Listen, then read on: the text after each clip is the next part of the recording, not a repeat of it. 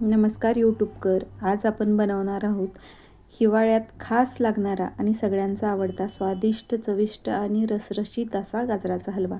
चला तर मग सुरुवात करूयात. गाजर हलवा बनवण्यासाठी इथे आपण साधारणतः 1 किलो एवढं लाल चुटूक लांब सडक असं गाजर घेतलं आहे. आपल्याला हेच गाजर घ्यायचं आहे. हे एकदम गोडीलाही छान असतं आणि तुरट पण लागत नाही. जे देशी असतं त्याच्यामधली शीर जी असते ते काढावी लागेल. त्यापेक्षा तुम्ही हेच लालसर असं हे गाजर घ्या. नंतर कढईमध्ये आपल्याला थोडं तूप घ्यायचं आहे आणि तुपामध्ये ड्रायफ्रूट्स तळून घ्यायचेत. त्यामध्ये तुम्ही काजू, बदाम, बेदाणे वापरू शकता. इथे मी बदामच घेतलेत. बदाम छान असे तडकेपर्यंत छान असे भाजून घ्यायचेत, तळून घ्यायचेत, जेणेकरून त्याचा क्रंच तसाच गाजराच्या हलव्यात छान लागतो. आपले बदाम तळून झालेत. आता त्याच तुपामध्ये आपल्याला किसलेलं गाजर घ्यायचं आहे आणि हे सगळं गाजर आपल्याला कढईमध्ये टाकून तुपावरती साधारण त्याचा कच्चा वास जाईपर्यंत एकसारखंच हलवत छान भाजून घ्यायचं आहे.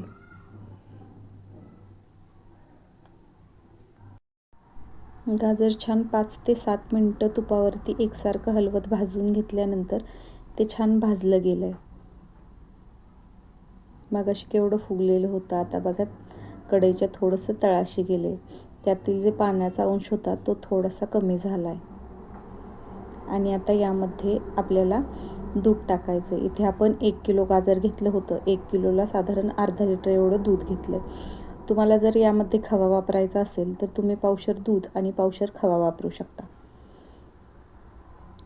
दूध कच्चं घेतलं तरी चालेल किंवा थोडंसं उकळी आणून नंतर ते वापरा. दूध टाकल्यानंतर आपल्याला लगेचच साधारण पावशर एवढी साखर टाकायची. 1 किलो गाजराला पावशर साखर पुरेशी होते. तुम्हाला जर जास्त गोड आवडत असेल तर साखरेचं प्रमाण तुम्ही कमी किंवा जास्त करू शकता.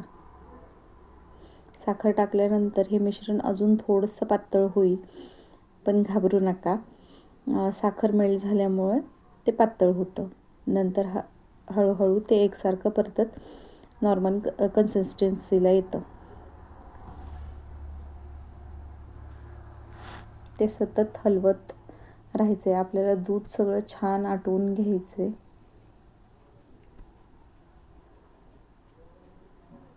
दूध आटायला साधारणतः 15 ते 20 मिनटं लागतात आणि आपल्याला गॅसची फ्लेम साधारण मिडियमच ठेवायची. ह्याच्यावरती झाकणी न ठेवता असंच आपल्याला एकसारखं हलवत हे करून घ्यायचं.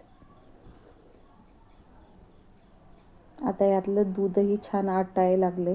आता यामध्ये आपण जे तळून घेतलेले ते ड्रायफ्रूट्स टाकायचे आहेत आणि ते हलवून घ्यायचे. आणि नंतर हे सगळं झाल्यानंतर त्यामध्ये आपल्याला वेलची पूड टाकायची.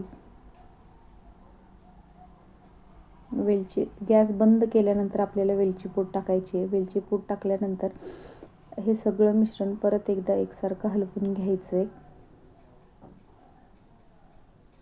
आणि